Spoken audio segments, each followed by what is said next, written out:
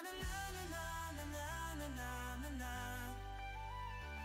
We wanna na na na na na na na na na.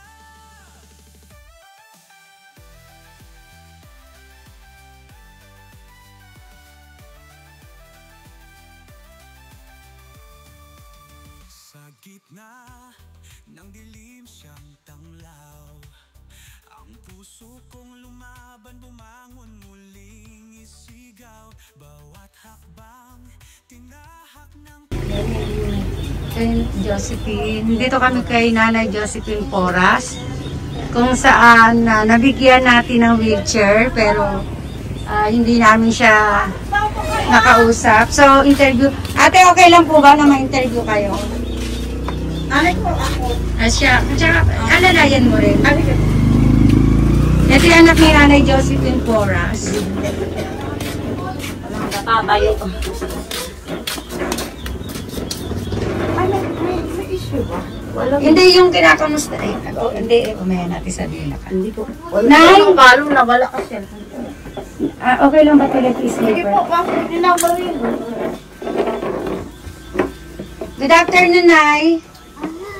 Yung pinapanood mo. Si Inday Okray po. Opo. Pa-bless po muna. Ito si Nanay Josephine, na siya yung binigyan natin ng wheelchair noon. Kaya lang nasa Japan ako. So, ngayon natin siya kakausapin para malaman natin na yung mga hinanaing niya, may sama ba siya ng loob. Okay lang ba, Nay? Ngayon ko po kayo interviewin na ilalagay ko po sa YouTube. Okay lang po ba? Pa-bless po muna, Nay. Good afternoon po. So, ayun nga, Nay. Ito ko ngayon kasi nung last na pabigyan ka namin ng wheelchair, meron kang mga sama ng loob. So, ngayon, ito po, wala po itong sa pilitan, tulad ng sinabi mo sa akin, kaya naman napansin kita. So, Nay, saan, pwede ko po bang malaman kung saan ka pong lumapit para, or nagpunta ka ba sa bahay-bahay, or nag-message ka lang ba? Nag-message lang ako pero hindi naman nila. Lakas mo, Nay. Nag-message lang po pero hindi naman nila nare-receive. Paano hindi nare-receive? Nag-message ka, baka hindi napapansin. Ayun ko lang. Saan ka po nag-message, Nay? Kanino pong vlogger? Kaya ano, kay ka-business, kay Papa din. Doon. Tapos hindi pinapansin yung message mo. So, ano yung hinihingi mo sa kanila noon, Nay, nung time na nagme-message ka? Noong time nag-message ako, ang una kong kukuha ay manghingi ako ng tulong para sa nanay ko. Hindi pa namatay yun. Mga anong year po yun, Nay, sa palagay mo? Last year, tingnan ko na. Hindi kayo nabutan ng ulan. Hindi, okay lang po.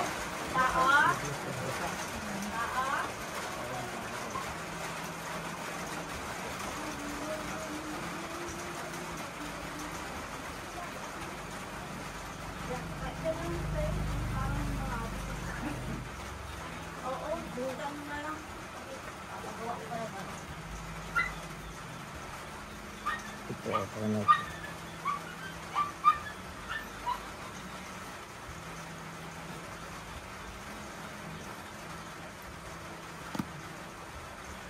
Hindi ako makakwanto sa kwan. Pero ano po yung unang message niyo po sa kanila? Hinihingi niyo ng Nangingi ako ng tulong para sa doon sa nanay ko, kaya na doon sa probinsya. Hindi naman, wala namang kwan sa akin. response. Eh, Pakipatay na lang. walang rekta. Tapos, kanino pang ibang vlogger kayo Wala, sila lang. ka-business lang? Sa kanila lang. Kay Pero, kanino yung ulitin nyo, Nay? Kanino kayo nag-message? kay Mrs. Ka-Business at saka kay, hindi naman pinansin. Doon ako kay Papa din. Doon ako nag-call sa kanya. Ang nagre-reply lang sa akin yung siguro, walang din siguro. Kumbaga sa kwan, parang makina lang siguro. Ano yun? Page kasi yun. Doon Isang ako page yun. Oo. Na may magre-reply talaga pagka-page. Wala, hindi talaga. So hanggang... Tapos, Mm. after noon, namatay na lang nanay ko last year. Namatay na lang siya. Wala, hindi ko nakuha. Meron kaming kapitbahay dito. Maghingi ng tulong din. Tulungan namin kasi ililibing na lang. Wala sila pang palibing. Sabi ko, punta kayo kay ka-business. Doon sa kwan. Hindi pa tayo nakita. Sa business, punta kayo doon kayo. Madali naman kasi malapit lang tayo dito sa kanila eh. Hindi din, wala kami nahingian ng pansakan. Pero pumunta sila yung kapitbahay mo? Hindi. Hindi sila punta. So, dito na tayo, Nay. Paano nyo naman po ako napansin o Ayun. nakilala? Napansin kita kasi nanonood ako kay ka-business. Ako? Oh. Nung nanonood ka kay ka-business, nagkataon na dumating ka. Galing sa inyo sa Japan. Pumunta ka sa kanila ka-business. So, na-timing naman, pag text ko, na-receive mo kaagad. Yun. Sabi ko, ay, tuwang-tuwa. Kaya nagkumaano, tuwang-tuwa ko na kuha ko siya. Ay, sabi ko, yung vlogger na isa ni si Inday Ukrayo, na-kuhan ko, na-contact ko sa kanyang page ba yun? Apo. Page, tapos nag-con tayo sa Nag-usap po tayo sa Messenger. YouTube. Ayun lang. Tapos nagkataon talaga kayo aking wheelchair. Giba na yung isa kong wheelchair. Yung una. Oo. Ay, kamusta naman po yung naibigay po namin? Ang ganda yun. Ayun yung kanyang wheelchair na ibinigay natin.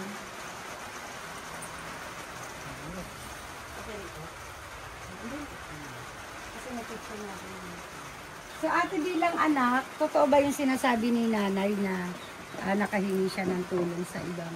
Tulad ng binabanggit ko. Opo, naikwento po niya sa akin.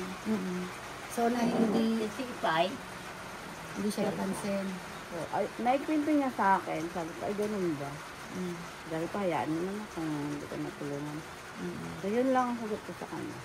Kasi, kaya ko lang naman ito nililiwanag ko, hindi dahil sa napansin ko siya at nagbigay kami ng wheelchair. Siyempre, iniisip din namin dahil ano na siya, senior na siya, tapos may sakit siyang ano. So ako, bago kasi ako nagbigay, tinanong ko na rin siya. Kaya lang, siyempre, ayoko nung baka pag-isipan kami na, di ba, kami walang sulsol. So, mas maganda yung sa bibig ni nanay nang galing, sa kanya nang galing yung totoo. Siyempre ako, tinanong ko rin, baka mamaya kasi na, natatakot lang din kasi ako magamit. May mga tao kasi na, nagamit lang din ako. Kaya maliit na halaga, kailangan ka, tapos biglang, alam mo na, may mga taong gano'n, yung nagte-trader, kailangan ka, bibigit sa'yo, gano'n. So, niliwanag ko lang, Nay, kasi ayoko ring masisi na baka mamaya sabihin ay sinusulan kita. Ano pa po? March. First week ng March. Galing pa ako ng Korea noon. Kaya nanggaling kasi kami, may pinuntahan kami, sabi ko, kamustahin natin si nanay. Sabi ko gano'n, kaya hindi ko pa naman kita na-interview, di ba? So ngayon, okay na, Nay. Di sakto lang yung pagkabigay namin ng wheelchair, nasira talaga yun. Kasi nung dati okay pa, di ba? Yung wheelchair mo. Hindi na, pag naligo lang ko, yun na lang sasakyan ko. Yung isang wheelchair na Yung tela. Tela ba yun? Yung unang Parang tela. Kasi yun, nung nagpunta sa abroad, pinadalhan din ako niya na yun. Yun nasira na panalala. Ilan po kayong pamilya dito, te?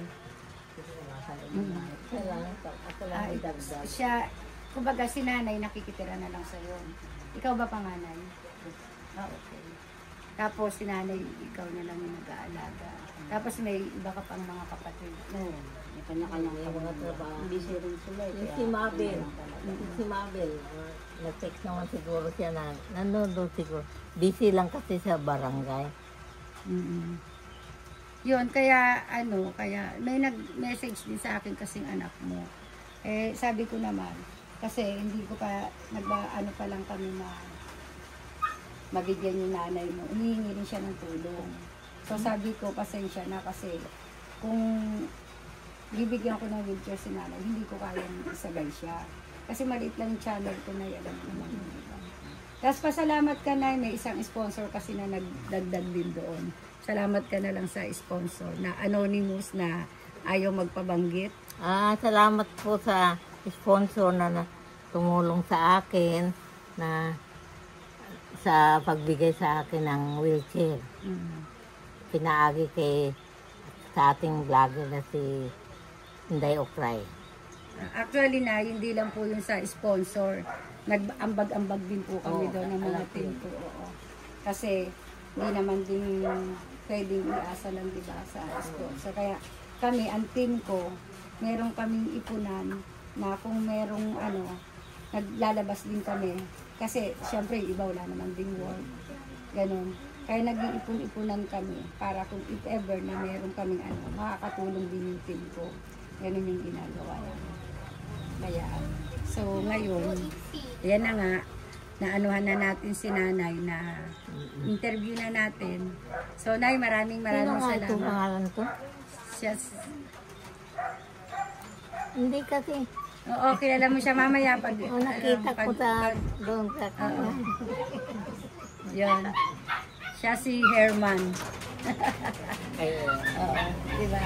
So guys, hanggang dito na lang. Ito na, narinig na natin yung paliwanag ni nanay na at least sa anak niya at saka kay nanay natin na so wala ritong na at least sa kanila nang galing Ako naman interview kasi dahil nabigyan natin sila ng wheelchair, so wala akong naging video doon. Although may mga picture, may katibayan na naibigay sa kanya. So ito na yung pagkakataon para mai-upload ko at talagang gusto ko makita rin si nanay sa camera. So ayan yung anak niya. So hanggang dito na lang. Picturean yung Hindi na, meron na po. Nung pinabili ko siya. Yan. So bye. Waki-waki. Anay dito, waki-waki. Hindi ko marunong mag-waki-waki. Ito yung kamay ni nanay kasi stroke talaga siya. So yung kamay niyang isa hindi talaga naigagalaw. 'Di ba? So yung isa na lang ang kanyang naigagalaw. Yan. So kaya yan yung dahilan na pinagbigyan natin si nanay mabigyan ng bagong wheelchair. Yan. Yan siya. So 70 years old na siya sa ngayon. Ito po ang kanyang higaan. Nung March 25 ba nandito ka? Apo, nandito Pilipinas? po. Apo. Dapat, March 25. Busy po ako dahil marami po ako inaasikaso. Kaya hindi agad ako nakapunta. Meron pa nga akong pupuntahan. So ito ang higaan niya para sa kaalaman ng lahat. Si nanay ay nakikitira sa kanyang anak na panganay. So yun yung nag-aalaga sa kanya na anak niya. Na ito si ate. Yan ang anak niyang panganay na siya ang ipay. Yan. Yan ang nag-aalaga kay nanay. Ito na. Anong masasabi mo na personal? May mga opera ba si Inday sa muka? Wala naman. May banat ba yung mukha ko? Nagpabanat ba ako, Nay? Wala. Pakicheck. Wala. Antay nga ko, Nay. Wala kasi. Kanina last ko na-con sa iyo yung TikTok mo sa page mo. Facebook. Yung sa page mo na may sinabi ka doon ako, nag-reply nga ako, sabi ko, you look younger. Younger now. Oh, yan ang last ko nga ako sa iyo. Oh. Kasi ate, ano masasabi mo sa personal? Ito naman ay survey lang. Ay, Banat na daw ako eh. Baka may mga Hindi, opera. ang ganda nga eh. Kasi nung napanood ko sa YouTube, maganda. Nung nakita ko sa personal, nagulat ako. Wow! Bigyan ng jacket yan! O, diba? So, sa mga nagsasabing banat na banat si Inday, no need ko magpabanat. Natural beauty. Walang Kasi nga, dyan. o diba? Maganda. Kasi nga, Diba? yung mga guilty kay Inday, sorry kasi ito na yung survey ko. Personal ako nagsa-survey. Kung may opera sa tenga, again, nuulit ko, ang mga doktor na sa mga banat-banat, alam nyo kung nasa ng opera niyan. Dito, ayan ang aking bumbunan at ang aking tenga. Maliwanag, walang tahi yan. May butas, pero walang tahi. O, diba? So, nasa inyo na yan, yung mga hurado dyan. na nagsasabing banat si Inday. Sorry, kahit tumanda ako, mag 70 years old, never ako magpapabanat. 70 ka na? No! Kahit mag 70 years tayo. Kahit umabot ako ng 70 years old, hindi nyo ako makikita magpabanat. Kontento na ako sa binigay ng Diyos. Diba? Bakit kailangan? Hindi man ako mayaman. So, yung makakapagbigay sa akin ng resibo na may pabanat si Inday ng muka, magbibigay ako ng 10,000.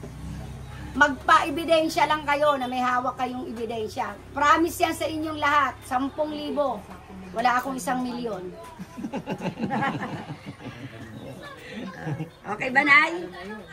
Approve.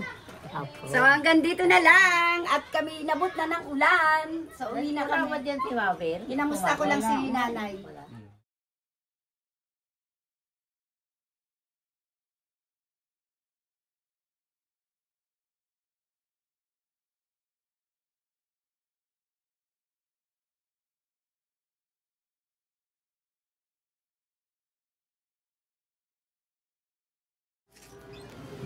Dito lang yan sa Inday. Alright, Pop Gunner! Yay! Happy. Thank you po.